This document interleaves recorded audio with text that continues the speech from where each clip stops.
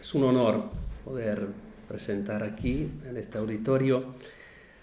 Me pongo siempre un poco nervioso, así temblando como están viendo, viniendo de fuera a hablar sobre Borges, ¿no? Es un desafío bastante grande. ¿Qué puedo decir yo sobre Borges a ustedes, ¿no? La única salvación que encontré fue en mi lugar de origen, Chequia, ¿no? República Checa, y también un autor que resuena mucho acá, que se lee mucho, que es Franz Kafka. Y este año es especial, es el año kafkiano porque recordamos 100 años de su nacimiento. Él nació su muerte, perdón. Su muerte en 1924, 3 de junio, entonces el lunes pasado. Entonces, Kafka aparece, reaparece y ahora está muy presente en Europa. En mi país se acordaron de él. Y yo siempre digo, qué suerte tienen ustedes que miman tanto a sus clásicos, que recuerdan tanto a sus clásicos, que que les organizan eventos como este, coloquios. Borges, ¿no? Kafka lo tiene mucho más difícil en mi país, por su origen judío, lamentablemente es así. Luego, por todo lo que pasó en la historia, la invasión nazi, luego el comunismo, y todos estos regímenes lo prohibían. No podía publicarse en mi país, ¿no?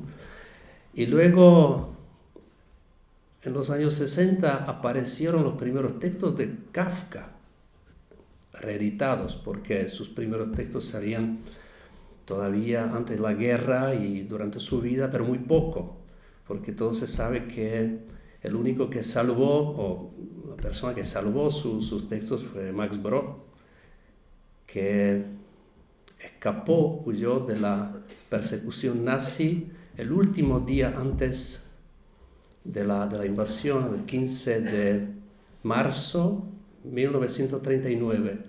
Él escapó en el último tren hacia Polonia y salvó los textos de Kafka. Entonces, casi no se salvó nada, ¿no? Y después vuelvo al texto de Borges que alude a esto también. Y bueno, Kafka, ahora puedo, sí, acá está. Esta cara linda conocida, realmente. Kafka, como figura literaria, como he dicho, no era conocida en el mundo, en el ambiente checo, de habla checa, que él escribe en alemán, como él adoptó el alemán, y también esa complicada relación con el ambiente lo refleja en sus textos. Él hablaba checo también, pero optó por alemán como lengua literaria. Y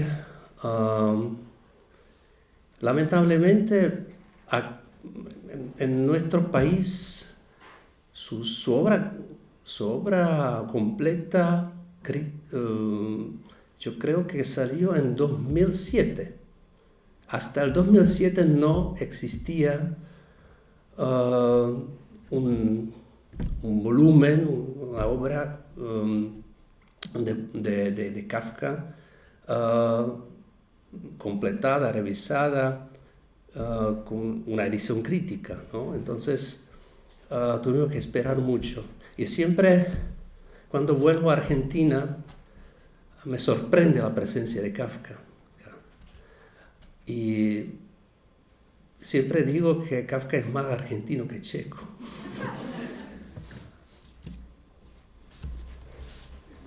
Hace poco encontré un libro maravilloso de los dibujos de Kafka, que voy a presentar aquí también. Ahora volviendo al tema, a los temas que podrían vincular Kafka con Borges. Borges lo conoce muy pronto, ¿no? Cuando estaba en Europa, lee a Kafka todavía en vida y bueno, no voy a repetir esa historia, las traducciones de Kafka, pero Metamorfosis sale muy temprano, muy pronto aquí. Cuando gran parte de Europa no conoce a Kafka, acá se publica, ¿no? Es admirable, es fascinante esa pasión por Kafka, no solo en Argentina, después a través de América Latina, gracias a muchos autores, no solo argentinos, también Virgilio Piñera, que vivió acá, tiene mucho de Kafka, ¿verdad? Y Borges es fundamental para la difusión de este autor. Yo, en mi resumen, mencioné el libro de los seres imaginarios de Borges, donde menciona dos seres raros, extraños, que es Golem y Odradek. Golem, conocido también gracias a otro libro de Gustav Meiring, un austríaco que vivió en Praga, se fascinó por esa magia, o Praga mágica judía, y hizo popular, ¿no?, ese personaje de Golem, que luego le fascinó a Borges. Y Odradek, el personaje kafkiano, que es este, ¿no?, del cuento de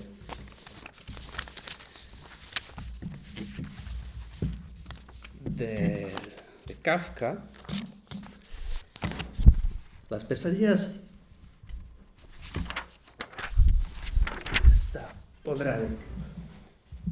Las preocupaciones de un padre de familia.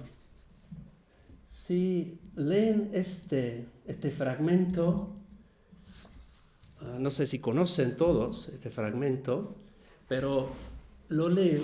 Unos dicen que la palabra Odradek proviene de idiomas eslavos y sobre esta base tratan de explicar su etimología.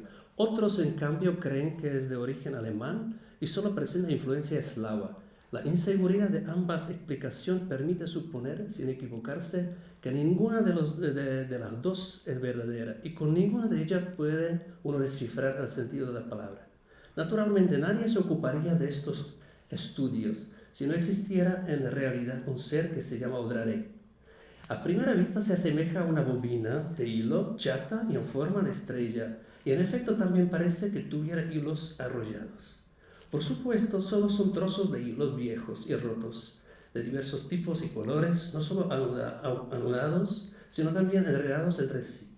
Pero no es solamente una bobina, sino que del centro de la estrella emerge perpendicular un pequeño palito y a este se le agrega otro en ángulo recto. Con este último palito por un lado y uno de los rayos de la estrella por el otro, el todo puede estarse derecho como sobre dos patas. Es eso, más o menos. ¿Sobre qué habla Kafka? Sobre un ser raro, extraño, pero podríamos pensar que es él. Alemán, eslavo, está entre estos dos. Roto, y esa estrella es judía, ¿no? Está debajo de la escalera. Es la condición que asume él y la presenta allí en este cuento, ¿no? Se describe a sí mismo. Y es eso lo que también llamó la atención de Borges, ¿no? Seres imaginarios. Mi ser imaginario es Kafka, pero Odradek está detrás, ¿no? Entonces, yo empezaría con este tema de la identidad judía, pero al mismo tiempo complicada, porque Kafka, aunque nació en una familia muy conservadora, no practicaba y no iba a sinagoga. El hebreo aprendió mucho más tarde, entonces no hablaba ni yiddish ni hebreo, era como un judío asimilado y entonces no se sentía tan conforme, ¿no? Con esta, digamos, comunidad judía en Praga y se sentía un poco excluido. Entonces aquí nos presenta, ¿no?, esta complicada identidad suya. Y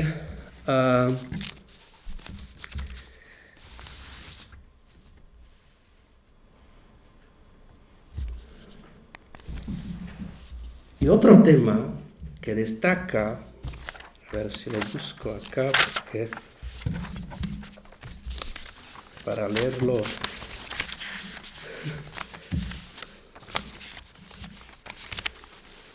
de manera más... es aquí, no es aquí, perdón.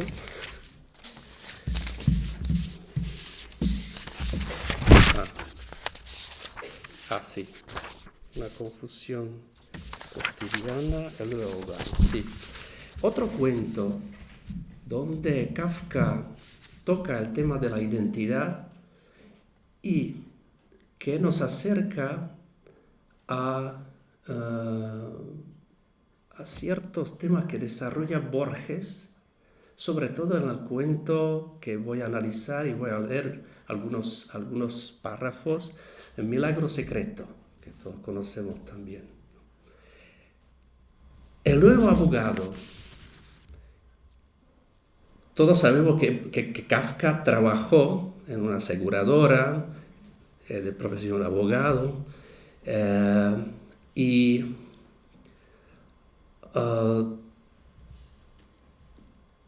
él proyecta en muchos de sus cuentos esa experiencia en su profesión. Y para mí es fundamental para conocer digamos, el modo de ver el mundo, el modo de proyectar su propia experiencia vital. Este cuento me parece fundamental. Tenemos un nuevo abogado, un doctor Bucéfalo. Poco hay en su aspecto que recuerde la época en que era caballo de batalla de Alejandro de Macedonia. Después, al final, leo una nota de Borges que lo define perfectamente, pero más tarde. Sin embargo, quien está al tanto de esa circunstancia algo nota, y hace poco pude ver en la entrada a simple ordenanza que lo contemplaba con admiración, con la mirada profesional de aficionado a las carreras de caballo, mientras el doctor Bucéfalo, alzando gallardamente los muslos y haciendo resonar el mármol con sus pasos, ascendía escalón por escalón la escalinata. En general, la magistratura aprueba la admisión de Bucéfalo. Con asombrosa perspicacia dicen que dada la organización actual de la sociedad, Bucéfalo se encuentra en una posición un tanto difícil y que en consecuencia, y considerando además su importancia dentro de la historia universal, merece por lo menos ser recibido. Hoy nadie podrá negarlo, no hay ningún Alejandro Magno. Hay muchos que saben matar. Tampoco escasea la pericia necesaria para asesinar a un amigo de un lanzazo a través de la mesa de festín. Y para muchos Macedonia es demasiado reducida y maldicen en consecuencia a Filipo, el padre. Pero nadie puede abrirse paso hasta la India. Esta frase es fundamental. Aún en sus días, las puertas de la India estaban fuera de todo alcance, aunque su camino fue señalado por la espada del rey. Hoy dichas puertas están en otra parte, más lejos, más alto. Nadie muestra el camino. Muchos llevan espadas, pero solo para blandirlas. Y la mirada que las sigue solo consigue confundirse. Por eso, quizás lo mejor sea hacer lo que Bucéfalo ha hecho, sumergirse en la lectura de libros de derecho.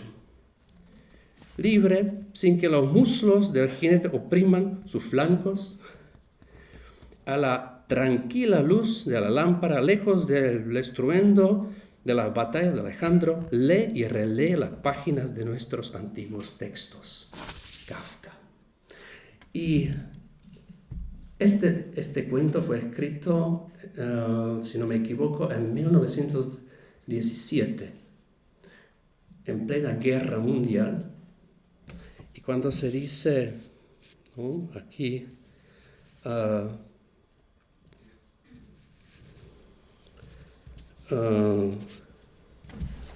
yo veo mal.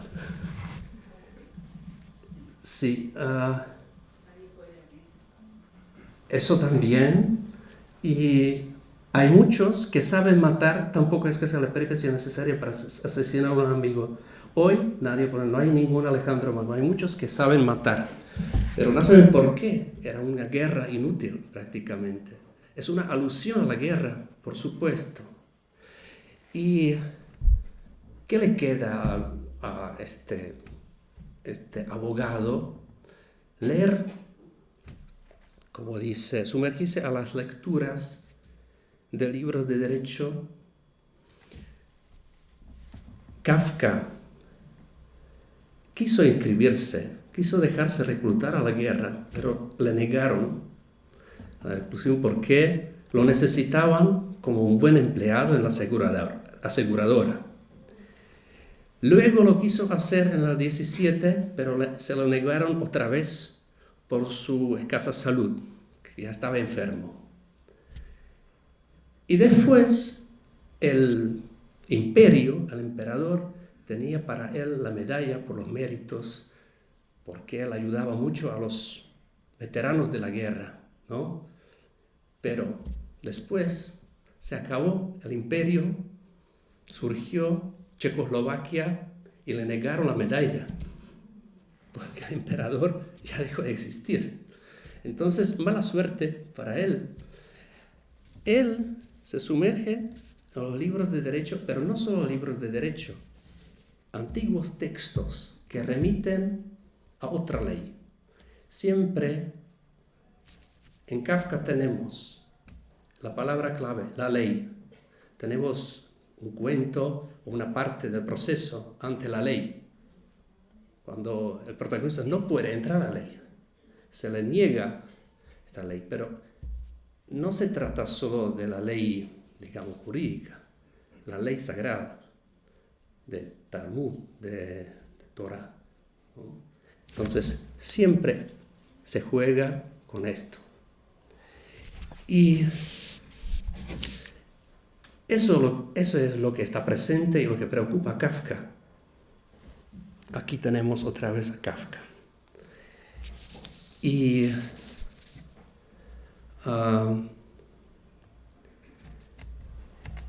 entonces, volviendo al tema de la identidad, eslavo, alemán, ley del abogado, la ley sagrada, ¿Dónde estoy? Odradek, debajo de la escalera. ¿No? Se nos vinculan las cosas.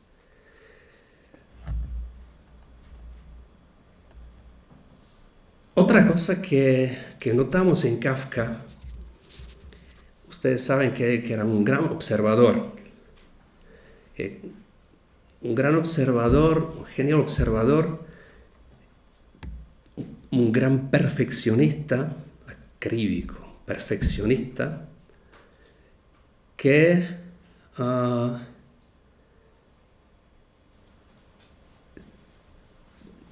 no solo en el trabajo también, sino también en su escritura. Por eso no dejó publicar muchas cosas. Y esto tiene mucho que ver con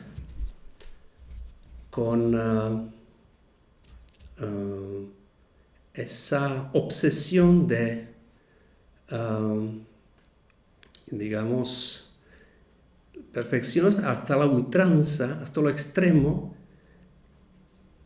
y después nos dejó 3 novelas inacabadas. Muchos textos que reflejan un movimiento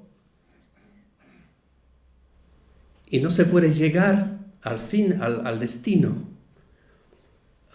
Nunca se llega, no se encuentran los personajes. Y también esto tiene que ver mucho con la identidad. Lo que nota Borges, y en sus dibujos también, ese movimiento que también alude y tiene algo que ver con lo que fascinó a Kafka, la pintura y el arte japonés. Y muchos dibujos, tanto los dibujos como algunas escenas de sus escritos, reflejan esa necesidad, esa precipitación, ese desencuentro constante. Hay mucho reflejo de los dibujos y la escritura. Y acá tenemos influjo en Kafka. Es otro asunto, metamorfosis, que tiene mucho que ver con la identidad. Pero también tenemos, a ver si encuentro ese otro, no tengo aquí, otro cuento que habla mucho de, una confusión cotidiana. Un incidente cotidiano del que resulta una confusión cotidiana. A tiene que cerrar un negocio con B en H. Se traslada a H para una entrevista preliminar, pone 10 minutos en ir y 10 en volver. Y se jacta en su casa de esa velocidad. Al otro día vuelve a H, esta vez para cerrar el negocio. Como probablemente eso le exigirá muchas horas y sale muy temprano, aunque las circunstancias, al menos en opinión de A, son precisamente las de la víspera. Tarde 10 horas, esta vez en llegar a H. Llega al atardecer rendido.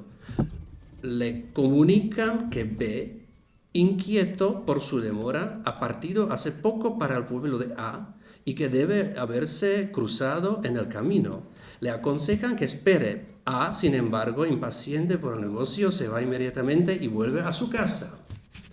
Esta vez, sin poner mayor atención, hace el viaje en un momento. En su casa le dicen que B llegó muy temprano, inmediatamente después de la salida de A, y que hasta se cruzó con A en el umbral y quiso recordarle el negocio, pero que A le respondió que no tenía tiempo y que debía salir enseguida. A pesar de esa incomprensible conducta, B entró en la casa a esperar su vuelta Y ya había preguntado muchas veces si no había regresado aún, pero seguía esperándolo siempre en el cuarto de A. Feliz de hablar con B y de explicarle todo lo sucedido, A corre escaleras arriba. Casi al llegar tropieza, se tuerce un tendón y a punto de perder el sentido, incapaz de gritar, gimiendo en la oscuridad, oye a B, tal vez muy lejos ya, tal vez a su lado, que baja la escalera furioso y que se pierde para siempre. Aquí vemos mucho humor en Kafka. Un humor que no se menciona tanto, pero él mismo leía, riendo a carcajadas, sus textos, ¿no? Y acá tenemos una nota clara refiriéndose a esto, que es muy conocido, ¿no? Es de Borges. ¿Sí? El primero es la paradoja de Zenón contra el movimiento. Los precursores de Kafka. Un momio que está en A, declara Aristóteles, no podrá alcanzar el punto B porque antes deberá recorrer la mitad del camino entre los dos, y antes la mitad, y antes la mitad de la mitad, y así hasta el infinito. La forma de este ilustre problema es exactamente en el castillo, también, y el móvil y la flecha de Aquiles son los primeros personajes kafkianos de la literatura. Genial nota de Borges, ¿no? Y después tiene más precursores, pero esto puede claramente aludir a esta confusión, ¿no? Eso puede completar la interpretación de esta confusión cotidiana. ¿Por qué lo menciono? Porque es algo muy típico en Kafka, en muchos textos de Kafka, y ese aspecto de lo grotesco, los personajes que han visto, ¿no? En los dibujos,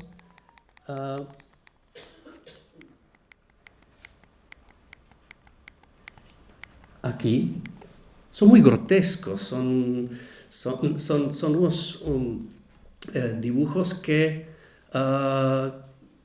ilustran, ¿no? ese sentido de humor de Kafka.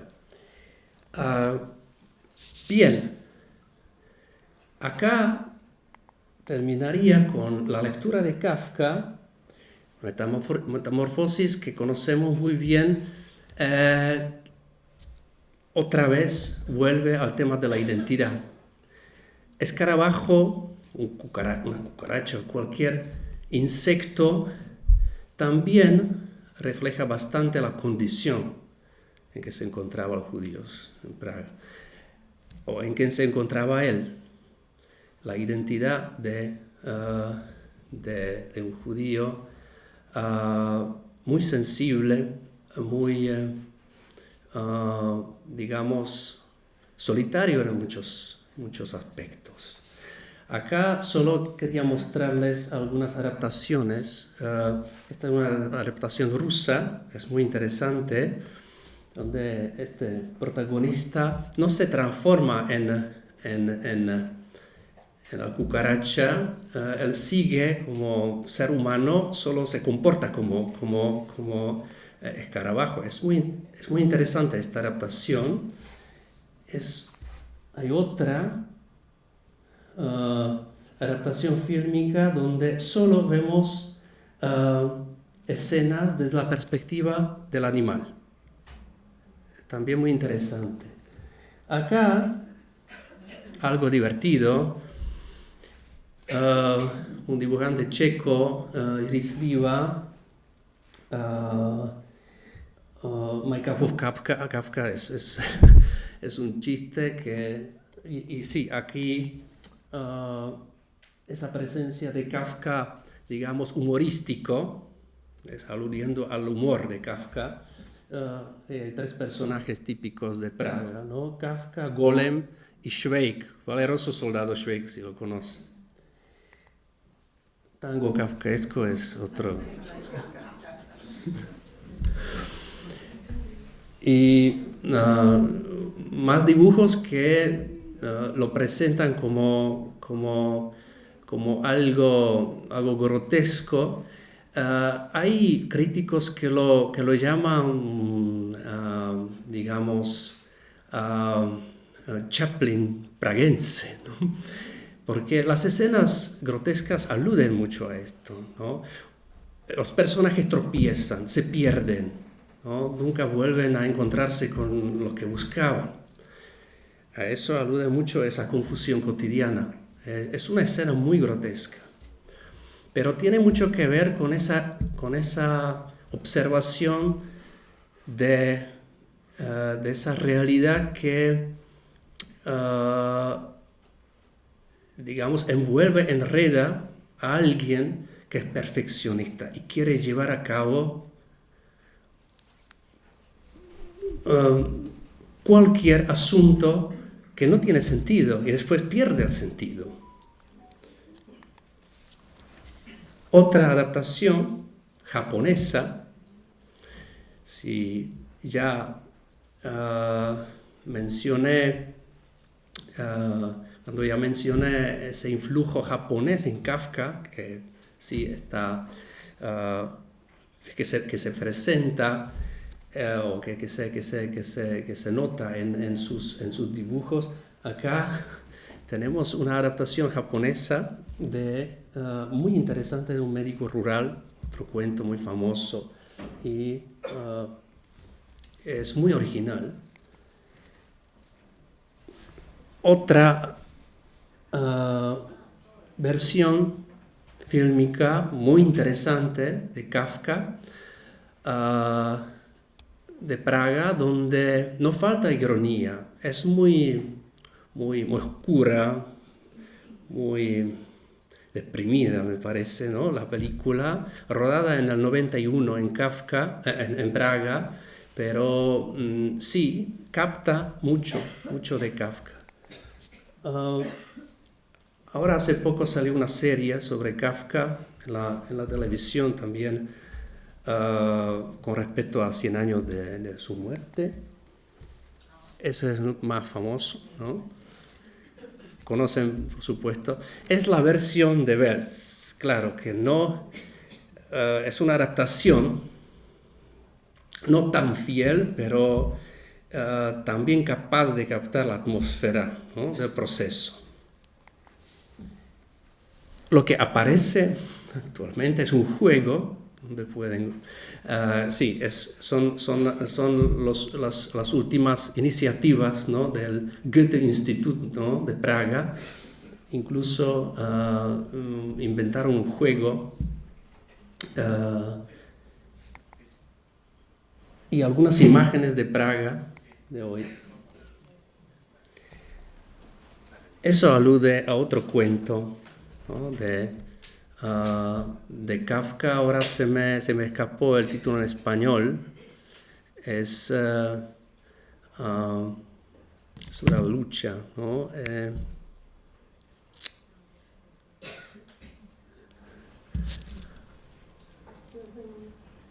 Ahora sí me ayudan.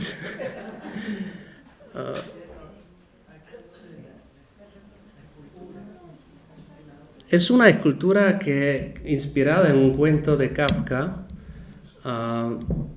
descripción de una lucha, así se llama el cuento. Y está cerca de la sinagoga de Praga. La noche del 14 de marzo de 1939, así empieza el milagro secreto, en un departamento de la Seltnergasse de Praga. Seltnergasse es la calle donde vivió Kafka. Jaromír Hladík, el protagonista, ¿no?, autor de la inconclusa tragedia Los enemigos, inconclusa tragedia, otra vez la alusión, de una vindicación de la eternidad y de un examen de las indirectas fuentes judías de Jacob Böhme, soñó con un largo ajedrez. No lo disputaban dos individuos, sino dos familias ilustres. La partida había sido entablada hace muchos siglos. Nadie era capaz de nombrar el olvidado premio, pero se murmuraba que era enorme y quizá infinito. Las piezas y el tablero estaban torre secreta. Jaromir, en el sueño, era el primogénito de una de las familias hostiles. En los relojes resonaba la hora de la impostergable jugada. Y el soñador corría por las paradas de un desierto lluvioso y no lograba recordar las figuras ni las leyes de ajedrez. No lograba recordar las figuras ni las leyes de ajedrez. Aquí otra vez, ¿no? Volviendo a Kafka. En ese punto se despertó. Cesaron los estruendos de la lluvia y de los terribles relojes. Un ruido acompasado y unánime, cortado por algunas voces de mando, subía de la Zeltnergasse. Era el amanecer. Las blindadas vanguardias de Tercer Reich entraban en Praga. Así empieza el cuento. Todo el mundo conoce la historia, ¿no? La Hladík que quiere detener el tiempo en el momento de la... antes de ser fusilado, ¿no? Para terminar su obra inconclusa. Y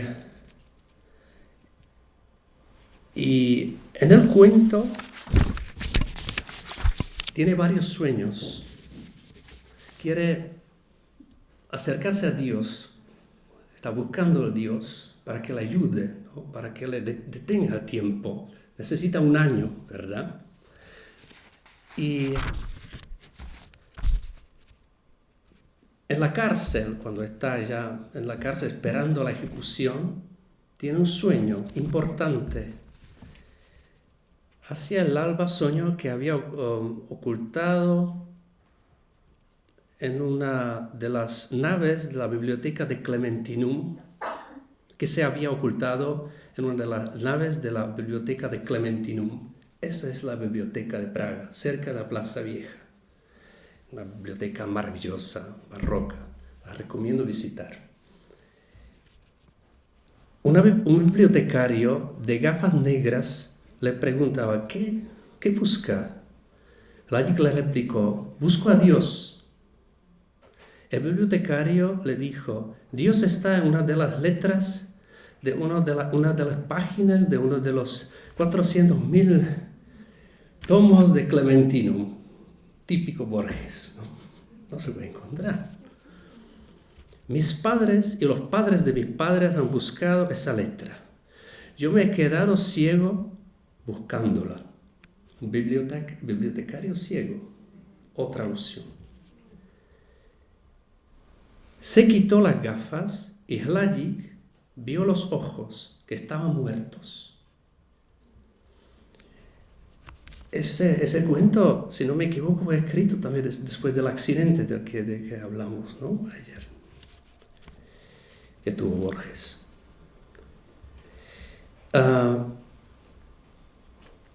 Un lector entró a devolver un atlas. Eso es fundamental. Este atlas es inútil, dijo. Y se lo dio a Hladík. Este lo abrió y vio un mapa de la India. Vertiginoso. Bruscamente seguro tocó una de las mínimas letras. Una voz ubicua le dijo, el tiempo de labor ha sido guardado. Aquí Hladík se despertó, encontró a Dios allí. Entonces, no es casual abrir el atlas con India. El camino a India, en el sueño se encontró. Kafka ya hablaba de la imposibilidad de encontrar el camino hacia India. En el momento de la crisis en Europa. Acá estamos en otra crisis en Europa. En el momento de la invasión nazi, en la espera en la cárcel. Y esa ilusión que crea Borges, ¿no? Es muy impactante ese vínculo con esa búsqueda que Kafka hacía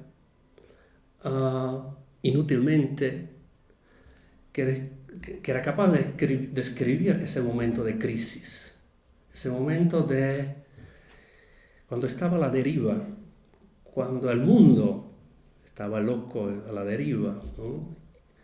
Las puertas de India eran incansables, pero al menos se sabía el rumbo. Antes, en la antigüedad, ahora no. En el momento de Kafka no. Acá se abre el Atlas y otra vez está India. Y yo veo la alusión clara a este momento, este problema, y justamente ocurre en Praga, en la biblioteca de Clementino. Entonces,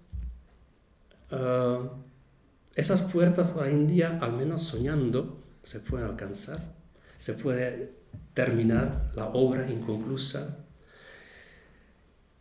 pero todos sabemos cómo termina el cuento. Jaromír Lajík murió el 29 de marzo a las 9:02 de la mañana, después de terminar su obra.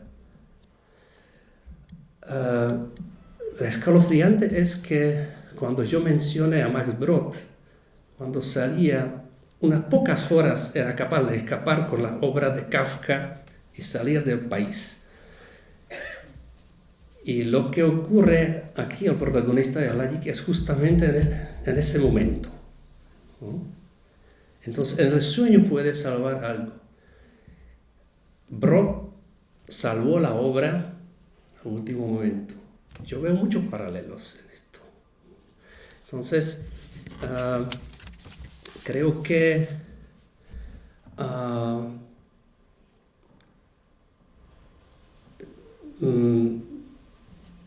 en el análisis, y muchos análisis, hay más temas, la inmortalidad, por supuesto, lo que Borges desarrolla, pero esas circunstancias, esas alusiones, a veces mínimas, ¿no? Al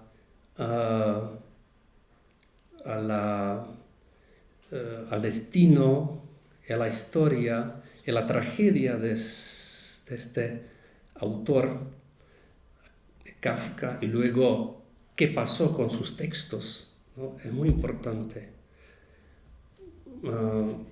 a la hora de la lectura de este cuento. Al menos a mí me pasa. Y yo concluiría con un fragmento o una nota que Borges escribe sobre Kafka, que es maravillosa. Esta. No la podemos atribuir a la misma bastardía del sueño, la pesadilla de Kafka. Al temor de la mente semidespierta que sabe que trafica con fantasmas y no con realidades. Lo atroz de las figuras de la pesadilla no está en su falsedad. Su horror incomparable no es el horror de sabernos bajo el poder de un proceso alucinatorio. Ese clima es precisamente el de los relatos de Kafka. Es harto fácil denigrar los cuentos de Kafka a juegos alegóricos. De acuerdo, pero la facilidad de esa reducción no debe hacernos olvidar que la gloria de Kafka se disminuye hasta lo invisible si la adoptamos. Franz Kafka, simbolista o alegorista, es un buen miembro de una serie tan antigua como las letras. Franz Kafka, padre de sueños desinteresados, de pesadillas sin otra razón que la de su encanto, logra una mejor soledad. No sabemos, y quizá no sabremos nunca, los propósitos esenciales que alimentó. Aprovechemos ese favor de nuestra ignorancia, ese don de su muerte, y leámoslo con desinterés, con puro goce trágico. Ganaremos nosotros y ganará su gloria. también dijo Kafka. Muchas gracias.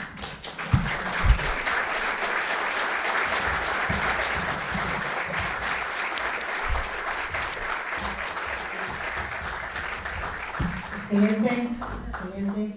Qué placer tener acá a este señor, ¿no?, de Praga con nosotros. Qué honor. Gracias, Philip, de nuevo por hacer posible que esté, porque esto podía estar en video, pero no es lo mismo, ¿verdad?, que esté con nosotros, es distinto. Quiero contarles que cuando elegimos acercarnos a la República Checa, a la Embajada de la República Checa y pensar en Kafka, fue porque es uno de los autores tan relacionados con Borges, pero no solamente porque Borges nos ha abierto las puertas a Kafka, porque un autor nos lleva a otro autor, siempre es así, ustedes deben leer y un autor hace referencias, menciona a otro y ustedes van a ese autor y entonces esto es como un efecto dominó. Pero en el caso de Borges, no solamente nos abre la puerta de Kafka, sino que dentro de la literatura de Borges está Kafka, o sea, está dentro, o sea que tenemos dos vías y eso nos parece totalmente interesante. Les recomiendo un ensayo que escribió Borges ya al final de su vida, en el 83, a pedido, que se cumplían los 100 años del nacimiento de Kafka, se llama Un sueño eterno. Por favor, léanlo porque ahí está mucho de lo que piensa Borges de Kafka. También les recomiendo una conferencia que está en YouTube de Borges que se llama La pesadilla, ¿sí?, que habla un poco de todo esto que está contando Daniel, ¿no? Son otras cositas para sumar.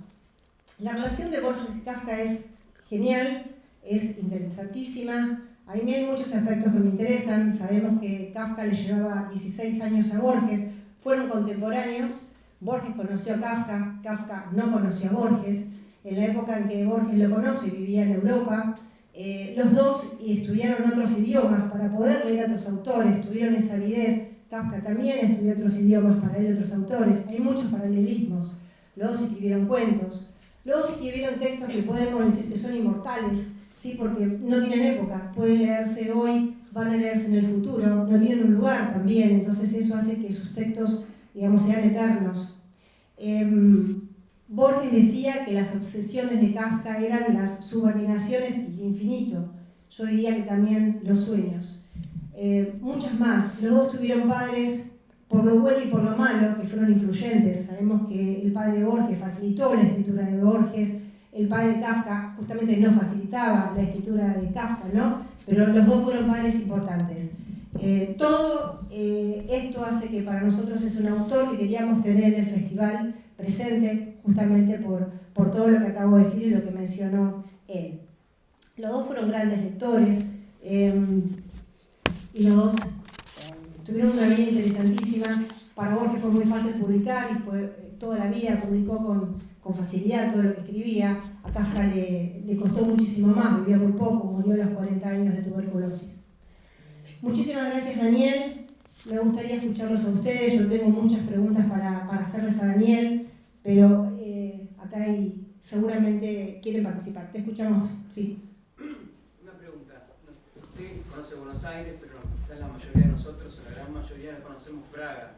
Entonces, usted que viene de Praga y que conoce la Praga de Kafka, ¿qué encuentra de borgiano en esa Praga de Kafka? Bueno, de borgiano muy poco, tampoco mucho kafkiano, porque Praga, pero aparte de lo turístico que se siempre presenta, ¿no? Praga está llena de camisetas de Kafka, muchos recuerdos, souvenirs, ¿no?, de Kafka que no tienen mucho que ver con esa atmósfera que uno lee, ¿no?, en los textos de Kafka. Y yo creo que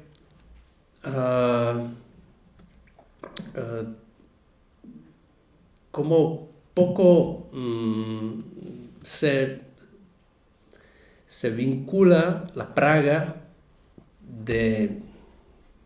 real, ¿no?, con la obra de Kafka, porque es hasta cierto punto una invención del lector, ¿no? No es porque es una observación muy subjetiva, íntima de Kafka. Praga es, cuando leen otros autores praguenses, Praga es muy distinta. Luego, encontrar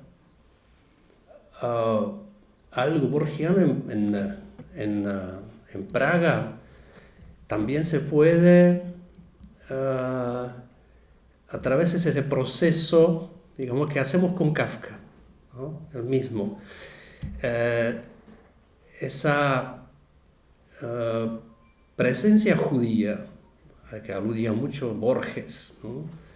Buscando la Aleph, bibliotecas, ahí entramos y ya entramos en una atmósfera que nos puede evocar muchas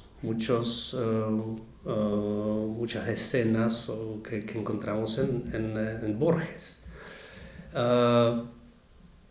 Pero sí, sobre todo el espacio de las bibliotecas, ahí sí, ahí seguro hay varias bibliotecas como yo mostré, donde sí podemos entrar al mundo borgiano, eso sí, pero solo los iniciados y los que conocen la obra de Kafka, la obra de Borges, ¿no? Lamentablemente Borges no resuena tanto,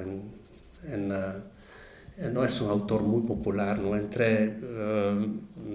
tanto como Kafka acá, no es lo mismo. Lamentablemente, bueno, yo hice una propaganda terrible en Praga, pero y también intentaremos en el futuro organizar algo sobre Borges, ¿no? En Praga para hacer una difusión más profunda, más amplia. Pero lo que me fascina, por ejemplo, en este cuento, Milagro Secreto, es esa Praga literaria, ¿no? Digamos, creada, inventada por Borges, porque él nunca estuvo en Praga,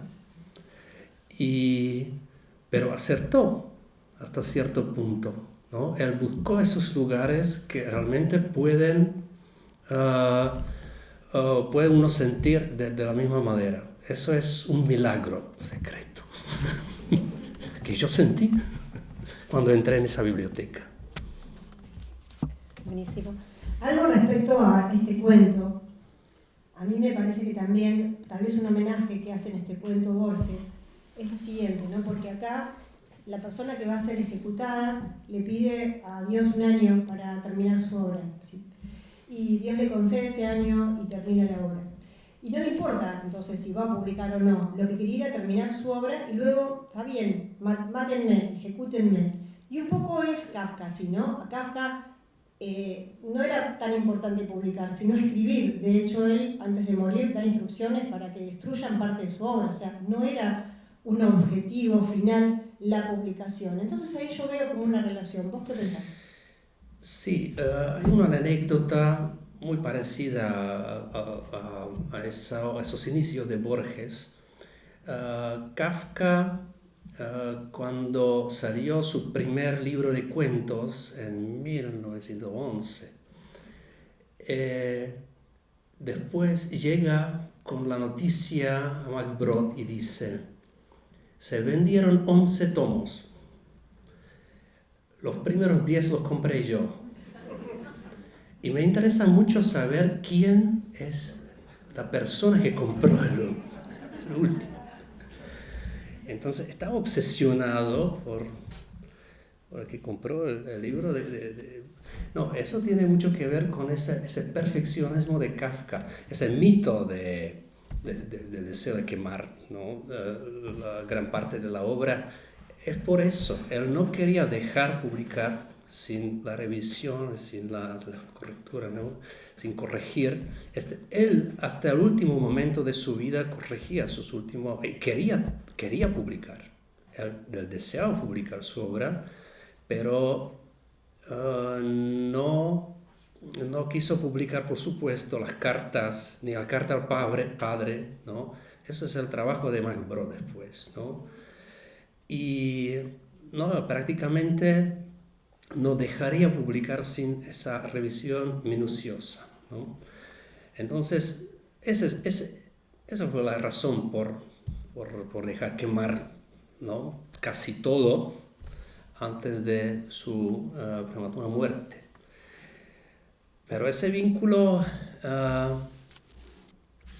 sí, puede ser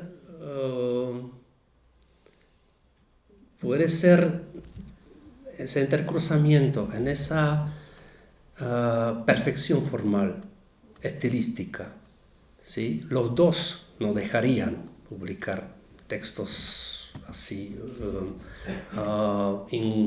incompletos, medio hacer. Y luego Borges tampoco publicaba mucho, ¿no?, al principio, entonces sí, se parecen mucho en este proceso, digamos. Sí, y Borges fue un gran editor de sus textos, ¿no? Sí, ya sabemos claro, que, por ejemplo, claro. El Fervor de Buenos Aires, totalmente editado en las próximas ediciones. Sí. Sí, discúlpame, Silvia, que ahí no sé, tiene una mano levantada hace rato, sí. No, que otra similitud u otra analogía que encontraba entre ambos era la relación con las mujeres, ¿no es cierto? Y además que ambos tuvieron relaciones con traductoras, ¿no? Y algo que yo me pregunté siempre es, había escuchado que la palabra de Gregorio Samsara, ¿no?, el protagonista de La Metamorfosis, Sí. era relativa también a toda esa influencia asiática que él había tenido. Samsara, que en realidad en el libro aparece como Gregorio Samsa, pero en un taller literario me habían comentado eso, pero como muy al pasar había quedado. Siempre me había quedado. ¿Ya desde ahí tenía esa influencia, digamos? También podemos, la transformación, que así debería llamarse, ¿no? Metamorfosis alude a eso, pero no se dedica muchas críticas a digamos, ese influjo hacia, digamos, oriental, pero sí, creo que tienes razón que podría tener algo que ver con su obsesión por la letra japonesa, por ejemplo, china, que tiene mucho que ver con los símbolos, con iconografía o dibujos. Y sí, la metamorfosis, el budismo, etc. Pero con respecto a las mujeres, es otro mito sobre Kafka, porque él circulaba por prostíbulos en Praga, sí. Sí, con Max Brod como jovencito, sí, tuvo una iniciación. Pero luego las relaciones con las mujeres que conocemos, a las que escribía cartas, sí, Feliz, y Bauer, Jesenska, Milena, muchas veces se sospechaba que era como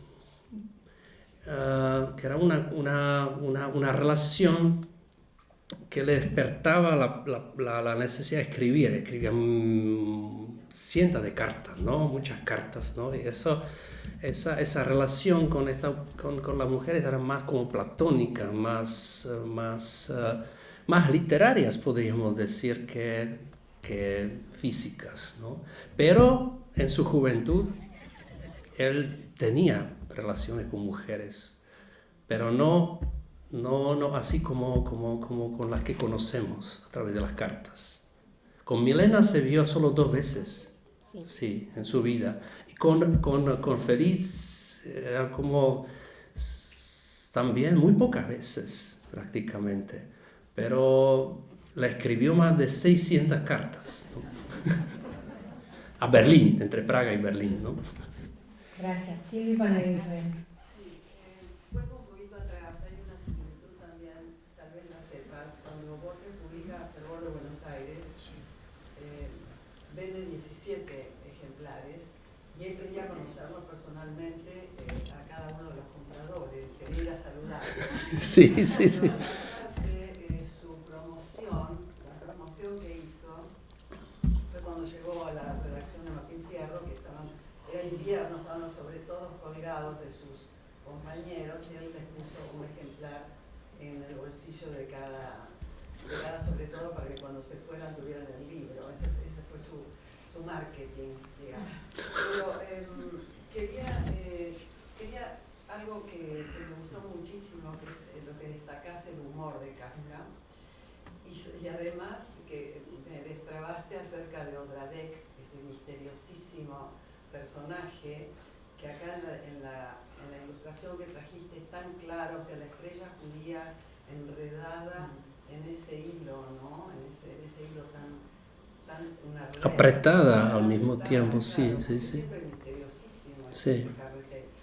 Pero encuentro otra similitud, que es así como acá está el prejuicio, rápidamente, que todos tratamos de que para leer a Borges, que Borges es muy difícil y hay una cierta solemnidad o seriedad cuando Borges fue lo opuesto a lo solemne, con un humor tremendo. También la extrañeza de Kafka, su misterio, hace que el lector no se permita el humor de Kafka, que está presente, vos lo destacaste perfectamente en todas esas alusiones, y está en su diario y está en todas partes, ¿no? El humor.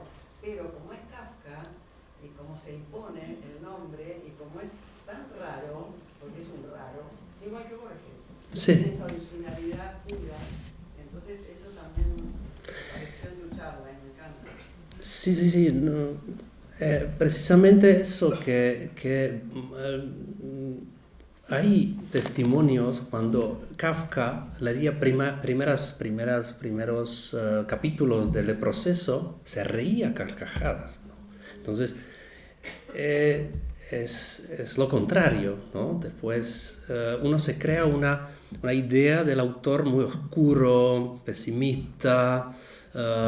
Sí, claro, es lo absurdo lleva a esto, ¿no? Lo absurdo, ¿no? Cuando uno está condenado y no sabe a qué, y luego él mismo persigue o molesta a todas las autoridades por qué a qué estoy condenado, ¿no? Entonces, si no molestara, pues no le pasaría nada, puede volver al trabajo, etc. Entonces, esa obsesión, ese perfeccionismo, él mismo se burla de sí mismo. Kafka se burla de sí mismo porque era perfeccionista, tanto en el trabajo como en la escritura, y a veces eso es como otra parte, ¿no? de su ser, que se observa a sí mismo de lejos, diciendo, bueno, esto es absurdo, esto nos lleva nos lleva incluso a situaciones grotescas, ¿no? Son grotescas, pero son trágicas al mismo tiempo, ¿no? Y el lector después tiene esa sensación de lo trágico, ¿no? Al final. Pero la situación es realmente grotesca. Pero nos reímos por ejemplo, nos reímos de las comedias de Chaplin, pero de Keats es trágico, es muy, muy triste al mismo tiempo, ¿no? Entonces, por eso menciona a Chaplin, que tiene esas dos caras, ¿no?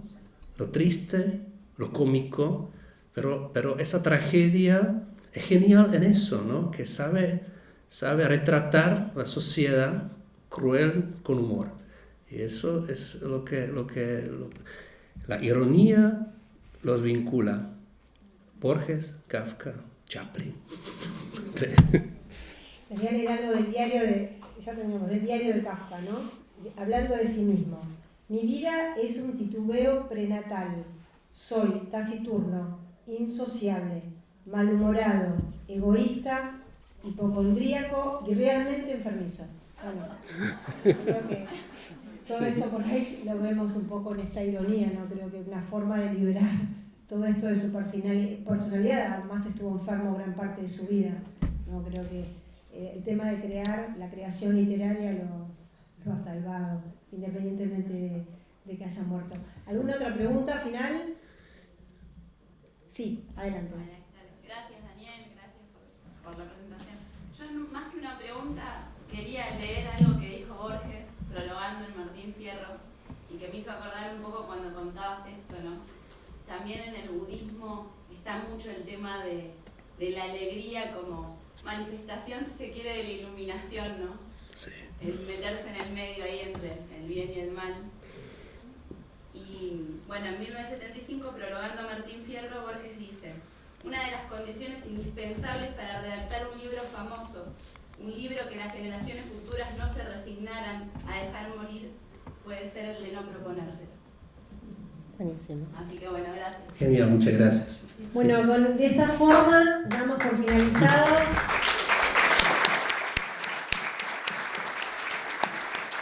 la cuarta edición del Festival Borges. Gracias a Alianza Francesa, gracias Universidad de Ginebra y los esperamos en el 2025.